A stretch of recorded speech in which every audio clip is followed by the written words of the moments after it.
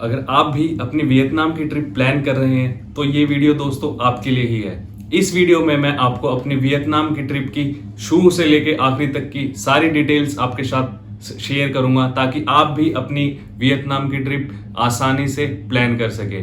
It will include everything from the beginning, including your flight tickets, e-visa, currency exchange, food, hotel, stays, everything you need to know about your Vietnam trip. So इस video के and तक बने रहिएगा और ऐसे ही मोर informative videos के लिए please subscribe my channel and welcome back to my channel. My name is Vikas Shaukeen. तो चलिए दोस्तों शुरू करते हैं और सबसे पहले हम बात करेंगे फ्लाइट टिकट्स की। तो दोस्तों इंडिया से वियतनाम की आपको डायरेक्ट फ्लाइट मिल जाएगी। मेरी जो फ्लाइट थी वो दिल्ली से थी और मैंने मेरी ट्रिप जो थी वियतनाम की वो 8 नाइट्स की ट्रिप थी और मैंने इसको 3 पार्ट्स में डिवाइड किया था।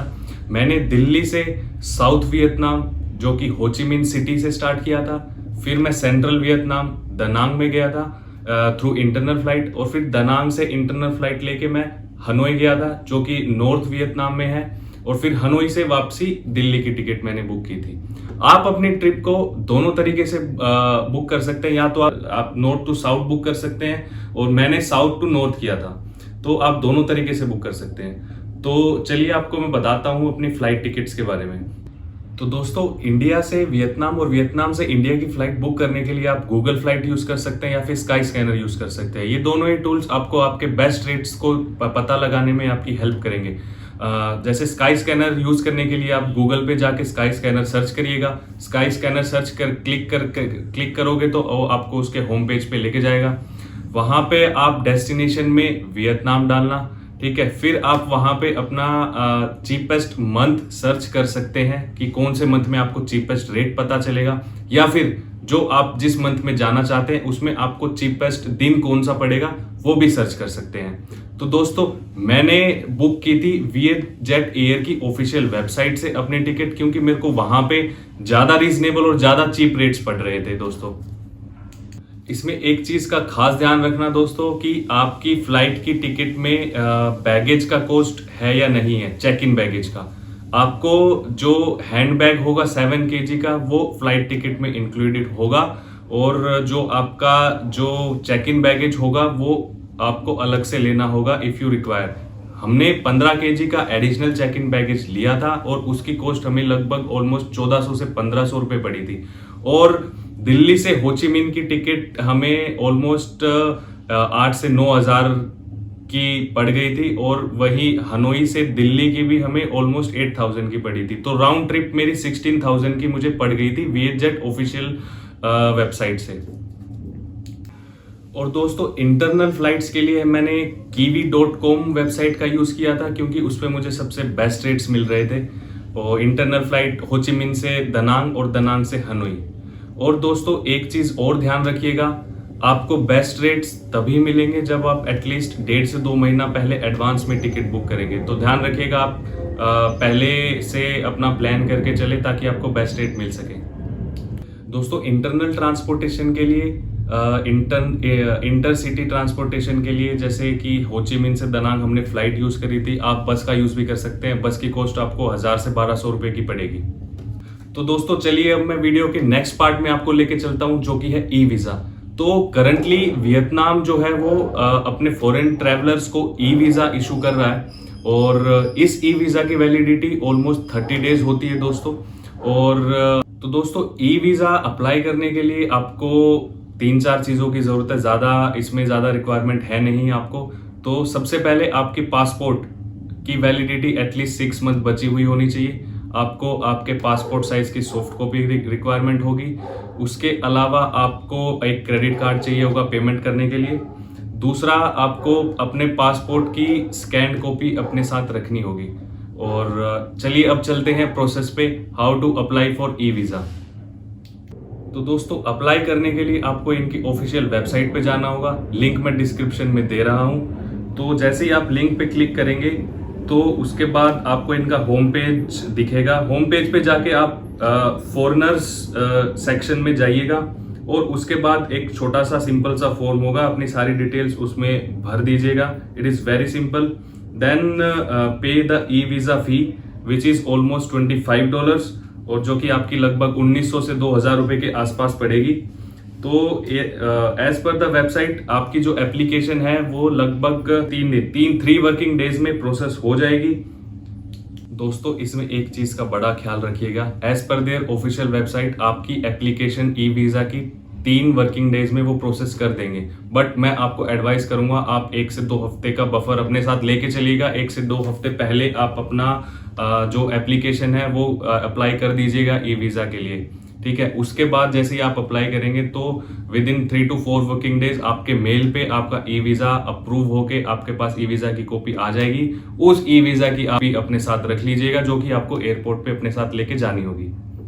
तो दोस्तों अब मैं आपको वीडियो के नेक्स्ट इंपॉर्टेंट पॉइंट पे लेके चलता हूं, जो है करेंसी एक्सचेंज। तो दोस्तों मैंने क्या किया था, मैंने इंडिया से अपने INR को US डॉलर में कन्वर्ट करा लिया था, और इसको कन्वर्ट कराने के लिए आप काफ़ी सारी ऑनलाइन वेबसाइट्स का यूज़ कर सकते हैं। मैंने बुक माई फॉरेक्स से कन्वर्ट कराया था, और मैंने US डॉलर कन्वर्ट करा लिए थे, एंड देन मैं वियतनाम जाके वियतनाम एयरपोर्ट पे US डॉलर से वियतनामीज डोंग VND में कन्वर्ट कराया था। तो it is generally easier to convert US dollar into VND instead of rupees into VND। तो आई वुड एडवाइज कि आप US डॉलर लेके जाइएगा अपने साथ में, तो आप इजीली अपना वहाँ की करेंसी जो है वियतनामीज डोंग में आप कन्वर्ट करा सकते हैं। तो एक और आपको मैं सजेशन देना चाहूँगा, जब आप वियतनाम पहुँच के करेंसी एक्सचेंज कराएंगे तो अपनी सारी की सारी करेंसी एक्सचेंज मत कराइएगा।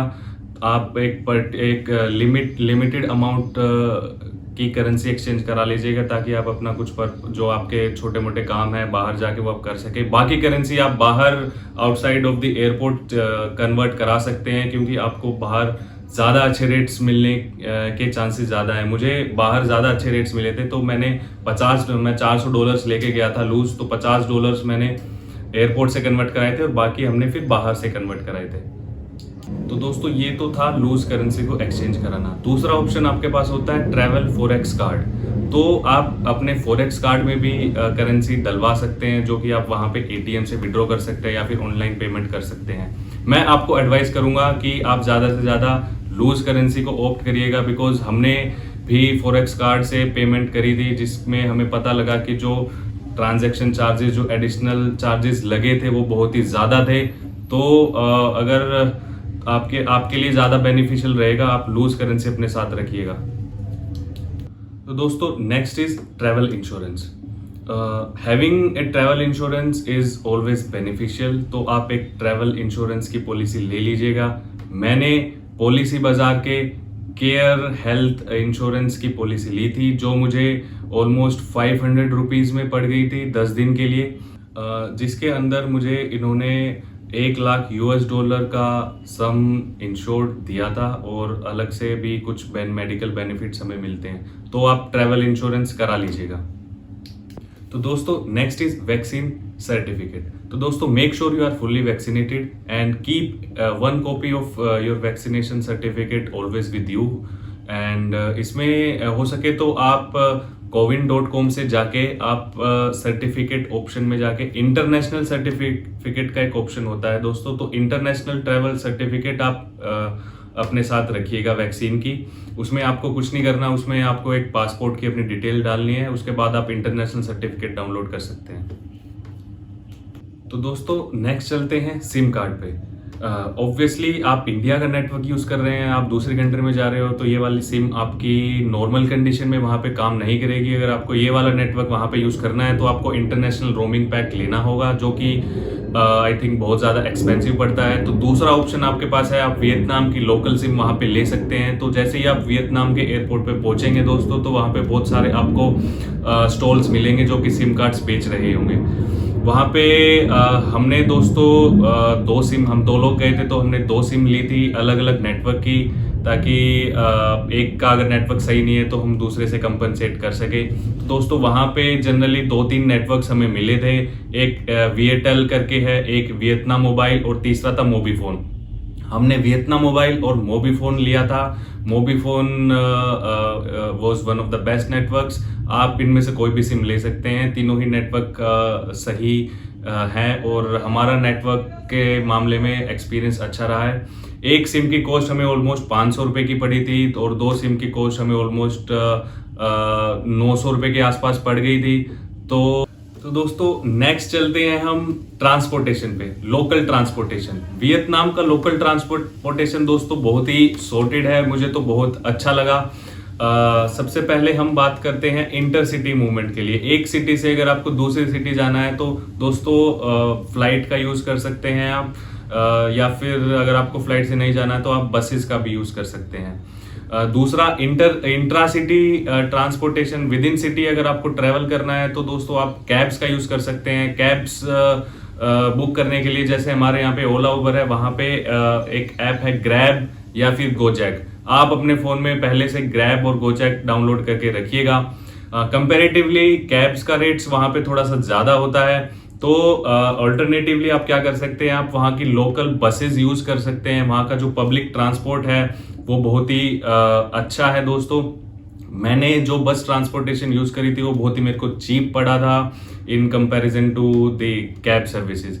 उसके अलावा आप मोटर बाइक्स और स्कूटीज वहां पे रेंट पे ले सकते हैं। उसका रेट आपको 500 से 700 के बीच में पड़ेगा। आपका अगर होटल, आप जिस होटल में स्टे कर रहे हैं आप उन होटल को भी बोल सकते हो, वो भी आपको प्रोवाइड कर सकते हैं। अदरवाइज बाहर भी काफ़ी सर्विसेज हैं जिससे आप मोटर बाइक्स ले सकते हैं। उसके अलावा कुछ होटल्स आपको फ्री ऑफ कॉस्ट साइकिल्स भी प्रोवाइड करते हैं, और वो लेकिन लिमिटेड होटल्स ही प्रोवाइड करते हैं। तो देख लीजिएगा, अगर आपको साइकिल्स मिल रही हैं तो आप साइकिल के थ्रू भी विद इन सिटी आप और ट्रैवल कर सकते हैं। मोटर बाइक्स अगर आप रेंट पे ले रहे हैं तो दोस्तों फ्यूल आपको उसमें खुद रिफिल कराना होता है। फ्यूल वहाँ पे पेट्रोल का कॉस्ट ऑलमोस्ट 75 से 80 रुपये पर लीटर था जब मैं वहाँ पे गया था, तो काफ़ी इकोनॉमिकल पड़ता है। एवरेज अच्छी देती है उनकी स्कूटीज़, तो motor bike would be a good option. और उसके लिए हमें इंटरनेशनल लाइसेंस की भी हमें लगानी वहाँ पे ज़रूरत है, और आप अपना इंडियन लाइसेंस पे भी वहाँ पे स्कूटीज़ और मोटर बाइक्स चला सकते हैं। तो दोस्तों नेक्स्ट चलते हैं अपने काफ़ी इंपॉर्टेंट पॉइंट पे, जो कि है hotels and stage in Vietnam. तो दोस्तों हमने गूगल का यूज़ किया था सर्च करने के लिए होटल्स और स्टेज या फिर हॉस्टल्स, और उसके बाद हमने डिफरेंट वेबसाइट से उनकी बुकिंग की थी। मैं वहां पे 3 डिफरेंट सिटीज में रहा था, तो मैंने 3 डिफरेंट टाइप्स के हॉस्टल्स और होटल्स बुक कराए थे। चलिए आपको एक एक करके हर स्टे के बारे में बताता हूँ। तो दोस्तों सबसे पहले हम होचिमिन गए थे। तो होचिमिन में हम रुके थे हाइड आउट हॉस्टल में, और हाइड आउट हॉस्टल हमने बुक कराया था hostelworld.com से, और इसकी जो 15% जो पेमेंट थी वो हमने पहले ही दे दी थी, और इसका पर नाइट का चार्जेस जो था ऑलमोस्ट 1500 to 1600 रुपीज हमें पड़ा था। तो हाइड आउट हॉस्टल की लोकेशन काफ़ी सही है दोस्तों। It is near to the Bui Vien walking street, जो कि होचिमिन की जो नाइट लाइफ है उसके लिए काफ़ी फेमस स्ट्रीट है, तो उसी के पास था ये हॉस्टल, और हॉस्टल का स्टाफ काफ़ी सपोर्टिव था। और दूसरा ये डेली अपने गेस्ट्स को फ्री बियर ऑफर करते हैं एट 7 PM। तो मुझे तो काफ़ी सही लगा है hide out hostel. Obviously you can try, आप इसके रिव्यूज देख सकते हैं, बट मेरे को काफ़ी सही लगा दोस्तों। हाइड आउट हॉस्टल में हमें ब्रेकफास्ट जो था वो it was not included in our package. तो दोस्तों नेक्स्ट हम रुके थे दनांग में। तो दनांग में हमने बुक कराया था होटल फिविटेल। होटल फिविटेल दोस्तों एक मल्टी स्टोरीड बिल्डिंग है, और ये काफ़ी सही लोकेशन पे है।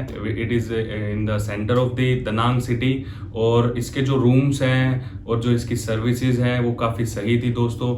इसके टेरेस पे इन्फिनिटी पूल भी है, और टेरेस से आपको पूरी सिटी का व्यू बहुत अच्छे से दिखता है।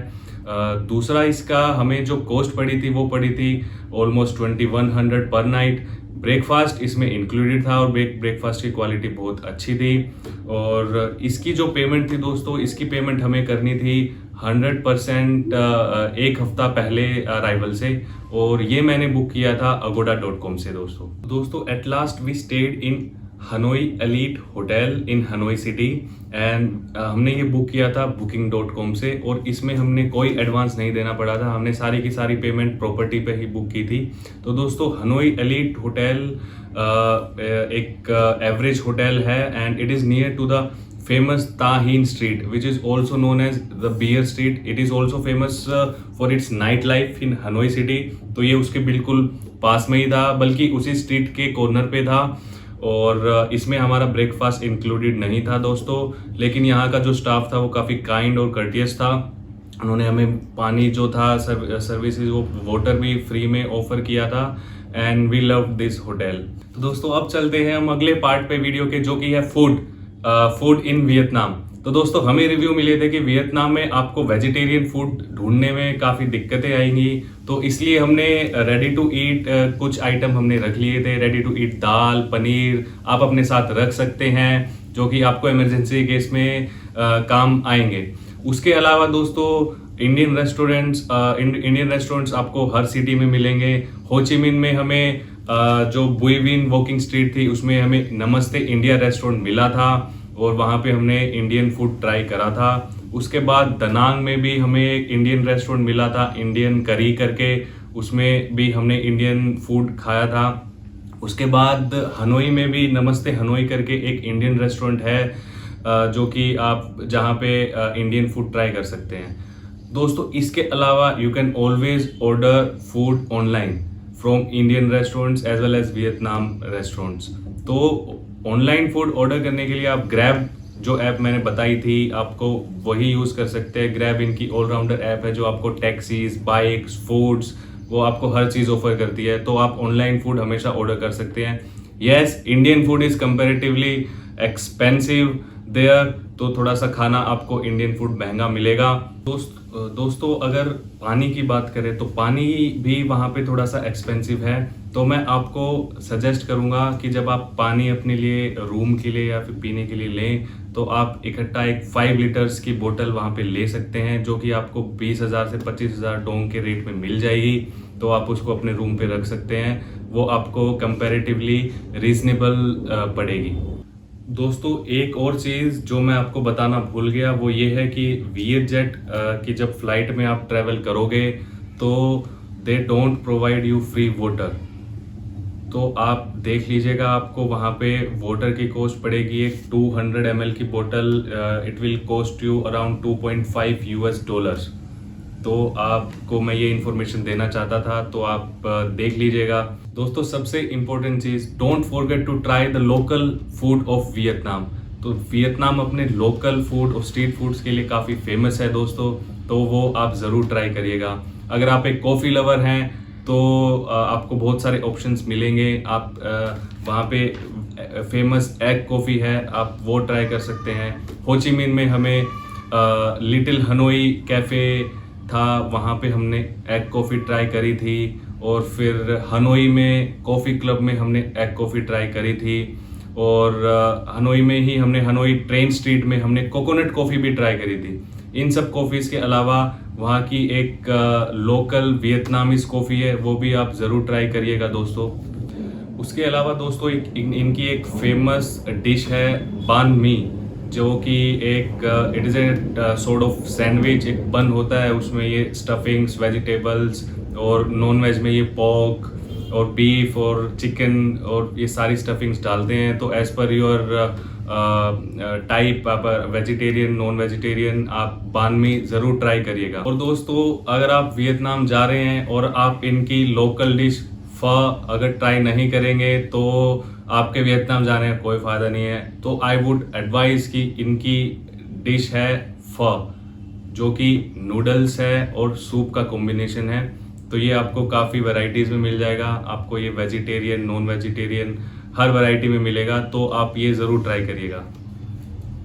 तो दोस्तों वहाँ पे स्ट्रीट्स पे कोकोनट वाटर भी मिलता है। तो वहाँ का जो मैंने कोकोनट वाटर ट्राई करा, इट वाज वेरी डिलीशियस। और वो उसका टेस्ट भी काफ़ी डिफरेंट था यहाँ के कोकोनट से। वो काफ़ी, it was sweeter comparatively to the coconut water of India. तो आप वो भी ट्राई करिएगा। दोस्तों एक और डिश हमें हनोई में मिली थी, किंग रोटी बन करके, और इट वाज वेरी डिलीशियस। इसके अंदर आपको काफ़ी टाइप्स की टॉपिंग्स मिलती हैं। It is a type of बन जिसके अंदर आपको चॉकलेट और वनीला और pineapple, different types of flavour you will get.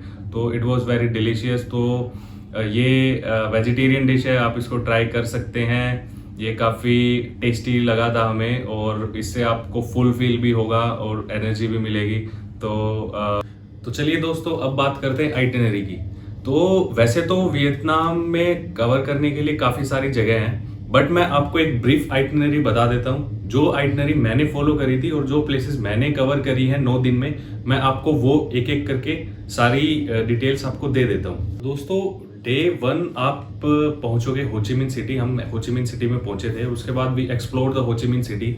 We took a city tour to Ho Chi Minh और आसपास के सारे जो अट्रैक्शन पॉइंट्स थे, जैसे कि बेंथन मार्केट और central post office, Notre Dame cathedral, और ये सारी चीज़ें हमने वहाँ पे देखी।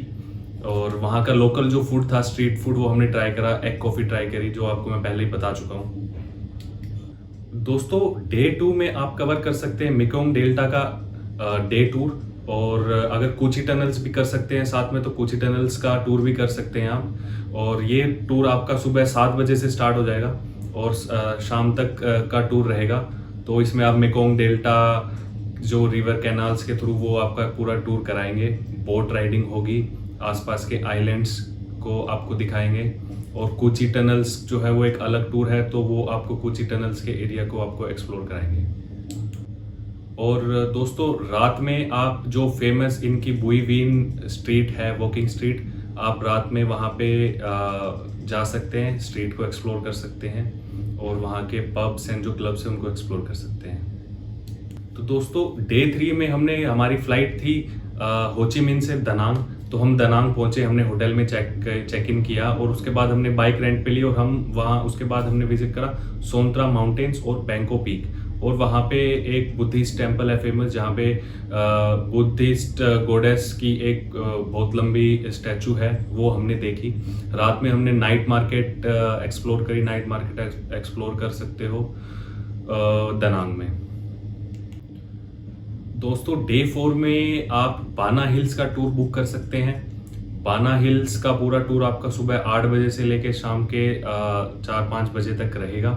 बस आती है, बस लेके जाएगी आपको बाना हिल्स, और फिर वहाँ पे गोल्डन जो ब्रिज है फेमस, वो देखने को मिलेगा। उसके बाद फ्रेंच विलेज, और आप जो भी डिस्टेंस कवर करेंगे, यहाँ पे वर्ल्ड्स लॉन्गेस्ट केबल कार, उसके थ्रू आप जाएंगे बाना हिल्स तक नीचे से। तो काफ़ी सारी चीज़ें उस दिन आप एक्सप्लोर कर सकते हैं। तो चौथा दिन हमने बाना हिल्स को दिया था। दोस्तों, डे 5 हमारा दनांग में वहाँ की जो लोकल बीच है, माइके बीच, वो हमने एक्सप्लोर करी। उसके बाद मार्बल माउंटेन्स गए हम। उसके बाद हम होयान के लिए निकल गए, और रास्ते में एक और फेमस बीच है आन बैंग बीच करके, वो हमने देखी। और शाम तक हम होयान पहुंच गए थे। तो Hoi An is a very beautiful place, don't miss this place. तो होयान ज़रूर जाइएगा दोस्तों। ये एक यूनेस्को वर्ल्ड हेरिटेज साइट भी है। It is very beautiful. रात का जो सीन होता है, सारी लैंटर्न्स जो वहाँ पे जल जाती है, वो ज़रूर देखिएगा। बहुत ही प्यारा सीन है वहाँ पे। दोस्तों, आप होयान में स्टे भी कर सकते हैं, बट हमने वहाँ पे स्टे नहीं करा था। हम वापस दनांग आ गए थे। हम स्कूटी से गए थे होयान, और हम दनांग में ही स्टे किया था। दोस्तों, डे 6 हमारी फ्लाइट थी दनांग से हनोई के लिए। तो हम हनोई पहुंचे, और हनोई में पहले दिन हमने सिटी जो थी वो एक्सप्लोर करी। हनोई ट्रेन स्ट्रीट हम लोग गए, और रात में वहाँ पे जो फेमस ताहीन स्ट्रीट है, जो बियर स्ट्रीट है, उसको एक्सप्लोर करा। दोस्तों, हनोई में जो दूसरा दिन था हमारा, जो डे 7 जो था, वो हमने हालोंग बे का जो डे ट्रिप थी वो बुक की थी। तो ये पूरा ट्रिप आपका सुबह स्टार्ट हो जाता है। हनोई से बस लेके जाती है आपको हालोंग बे तक, और लगभग 150 किलोमीटर का रास्ता है। वहाँ पे आप पूरा हालोंग बे में आप कायाकिंग कर सकते हैं। हालोंग बे के थ्रू क्रूज में आपको ट्रैवल कराएंगे। तो डे 7 हमने हालोंग बे, आप हालोंग बे में रात को स्टे भी कर सकते हैं, बट हमने वहाँ पे स्टे नहीं करा था। हमने हनोई में ही आके स्टे करा था। तो हमारा डे टूर था, हम वापस आके हनोई में ही स्टे करा था हमने। दोस्तों, डे 8वां दिन आप निन बिन के लिए रखिएगा। निन बिन भी एक बहुत ही सुंदर जगह है। ये भी हनोई से आप डे टूर ले सकते हैं, और निन बिन में वहाँ पे जाके स्टे भी कर सकते हैं। अनफॉर्चुनेटली हम निन बिन नहीं जा पाए थे, क्योंकि बारिश हो गई थी बहुत ज़्यादा। तो उस दिन हम निन बिन नहीं जा पाए थे, तो हम हनोई सिटी में ही थे। बट आप लोग ज़रूर जाइएगा, इसलिए मैं आपको बता रहा हूँ, निन बिन ज़रूर जाइएगा। It is a very beautiful place to explore. तो दोस्तों फाइनली 9th डे हमारी फ़्लाइट हनोई से दिल्ली की थी, तो हम दिल्ली वापस आ गए थे। दोस्तों एक चीज़ और, जितनी भी मैंने ये अभी आइटिनरी आपको मैं बता रहा हूँ, जो भी मैंने आपको डिटेल्स या फिर प्लेसेस बताई हैं, उन सारी प्लेसेस की डिटेल वीडियोस मैं अभी अपने चैनल पे डालूँगा। तो वो सब भी आप डिटेल में देख सकते हैं, उन सारे व्यूज़ को, सारे टूर्स को आप डिटेल में देख सकते हैं। तो मैं लिंक डिस्क्रिप्शन में भी बाद में डाल दूँगा इस वीडियो के, तो आप टच में रहिएगा ताकि आप वो सारी वीडियोस भी देख सकें। तो दोस्तों अब आते हैं एक और सबसे इम्पोर्टेंट चीज़, जिस चीज़ का आप वेट भी कर रहे होंगे। हालांकि मैंने सारे एक्सपेंसेस आपको साथ साथ बता दिए हैं। अब मैं आपको बजट, टोटल जो मेरा ट्रिप का बजट था, और आपको अगर 8 या 9 दिन के लिए आप वियतनाम जा रहे हैं तो आपका टोटल एक्सपेंस कितना होगा, वो मैं अब आपको बताता हूँ। सबसे पहले दोस्तों फ़्लाइट की बात करें तो फ़्लाइट की राउंड ट्रिप हमारी 16,000 रुपीज़ की पड़ी थी। तो अगर आप टाइमली बुक करेंगे तो आपको 15,000 से 20,000 तक की रेंज में आपको राउंड ट्रिप पड़ सकती है बैगेज के साथ। अगर आप बैगेज नहीं लेना चाहते हैं तो आपको और ज़्यादा सस्ती आपको ट्रिप पड़ सकती है। दोस्तों इंटरनल फ़्लाइट की बात करें तो इंटरनल फ़्लाइट की कॉस्ट जो पड़ी थी मुझे 3 से 3,500 रुपये पर ट्रिप पड़ी थी। जो मेरी 2 इंटरनल फ़्लाइट थी तो मुझे 7,000 के आसपास की दोनों इंटरनल फ़्लाइट्स पड़ी थी। तो दोस्तों अगर मैं स्टे की बात करूं, जैसा कि मैंने आपको बताया, अगर आप हॉस्टल में स्टे करते हैं तो कोई भी हॉस्टल आपको 500 रुपये से लेके 1,500 रुपये तक की रेंज में आसानी से मिल जाएगा। और अगर आप होटल्स की बात करते हैं तो होटल्स भी वहाँ पे आसानी से आपको 1,500 से 3,000 की रेंज में अच्छे होटल मिल जाएंगे, जिसमें कि ब्रेकफास्ट के साथ भी आपको होटल मिल जाएंगे। तो दोस्तों अब आते हैं फूड एक्सपेंस पे। तो फूड एक्सपेंस जनरली आपको पर मील आपको 300 से 400 रुपये का पड़ जाएगा। अगर आप वेजिटेरियन हैं तो आपको थोड़ा सा महंगा पड़ सकता है, 500 रुपये तक आपको पर मील पड़ सकता है, because Indian food is little bit expensive there. और दूसरा, आप लोकल स्ट्रीट फूड वगैरह ट्राई करेंगे तो वो काफ़ी रीजनेबल है, चीप है। लोकल ट्रांसपोर्टेशन की बात करें दोस्तों, तो लोकल ट्रांसपोर्टेशन जैसा मैंने आपको बताया, कैब्स है तो जनरली वो थोड़ी सी एक्सपेंसिव है। वहाँ पे पर किलोमीटर की कॉस्ट आपको 50 से 100 रुपये के आसपास की पड़ेगी। तो cabs are little bit expensive. जो हमने वहाँ पे जनरली जो बस ट्रांसपोर्ट था वहाँ पे वो यूज़ करा था। बस ट्रांसपोर्ट वहाँ पे बहुत ही सस्ता है। लोकल जो वहाँ की बसेस हैं, जो गवर्नमेंट की बसेस हैं, जो पब्लिक ट्रांसपोर्ट है, उसमें आपको 20 से 30 रुपये पर साइड का फेयर पड़ जाता है, तो वो काफ़ी रीज़नेबल है। बाकी स्कूटीज़ और जो मोटर बाइक्स का मैंने आपको रेट बताया था, आपको 500 से 600 रुपये पर डे के हिसाब से आपको स्कूटी का रेट, आपको स्कूटी मिल जाएंगी। उसके अलावा आपको उसमें फ्यूल डालना होगा, जिसका रेट मैंने आपको बताया था 75 से 80 रुपये पर लीटर जो है पेट्रोल पड़ता है। तो ये भी काफ़ी रीजनेबल है अगर आपको विद इन सिटी घूमना है तो दोस्तों अब आते हैं हम मेजर जो हमारे डे टूर्स या फिर ट्रिप्स रहेंगी, जो आपका major chunk of your expense रहेगा, तो उसकी बात करते हैं। तो सबसे पहले होचिमिन में जो हमने मेकोंग डेल्टा का टूर करा था वो हमें 2,000 रुपये पर पर्सन के हिसाब से पड़ा था। सेम आपका कोची टनल्स का भी रहेगा। और उसके बाद फिर दनांग में जब बाना हिल्स का ट्रिप रहेगा वो आपको 3 से 4,000 के आसपास का पड़ेगा। उसके बाद फिर हनोई में अगर आप हालोंग बे का ट्रिप लेते हैं तो वो आपको ऑलमोस्ट 3,000, और निन बिन का भी आपको ऑलमोस्ट 3,000 रुपीज़ का जो डे टूर रहेगा वो आपको पड़ेगा। तो ये मेजर एक्टिविटीज़, जो मेजर डे टूर्स हैं जो आपको करने चाहिए, तो उनका ये रेट्स रहेंगे आपके। तो दोस्तों एक कॉस्ट आपकी सिम कार्ड की रहेगी। सिम कार्ड की कॉस्ट जो है आपको ऑलमोस्ट 500 रुपीज़ पर सिम पड़ेगी। और 2 से 3,000 रुपये आप अगर करेंसी एक्सचेंज का जो एक्स्ट्रा चार्ज लगेगा वो 2-3 हज़ार रुपये आप उसका एक्स्ट्रा चार्ज मान लीजिए। तो दोस्तों फाइनली अगर मैं टोटल बजट की बात करूं तो अगर आप वेल इन एडवांस आप फ्लाइट टिकट्स बुक करा लेते हैं, अगर आप हॉस्टल्स में स्टे कर रहे हैं, और अगर आप बसेस से ट्रांसपोर्टेशन यूज़ कर रहे हैं इंस्टेड ऑफ कैब, तो आपको आई थिंक 45,000 तक में ये आपकी 9 डेज़ की ट्रिप आपको पड़ जाएगी। और तो अगर आप थोड़ा सा होटल्स में रह रहे हैं, कैब्स यूज़ कर रहे हैं, तो आपको मैक्सिमम आपको 60,000 या फिर 65,000 तक आपकी ट्रिप पड़ जाएगी, जो कि आई थिंक आप बहुत अच्छे से इस ट्रिप को एंजॉय कर सकते हो। सो गाइज आई होप आपको ये वीडियो काफ़ी पसंद आई होगी और आपको काफ़ी सारी इन्फॉर्मेशन इससे मिली होगी जो आप जानना चाह रहे थे। तो अगर आपको वीडियो पसंद आई है तो please like the video, it will motivate me to create such content in future also, to create such informative videos and do share the videos with your colleagues and friends and relatives who are planning to visit Vietnam. It will be very helpful for them. And finally, I would request you to please subscribe to the channel.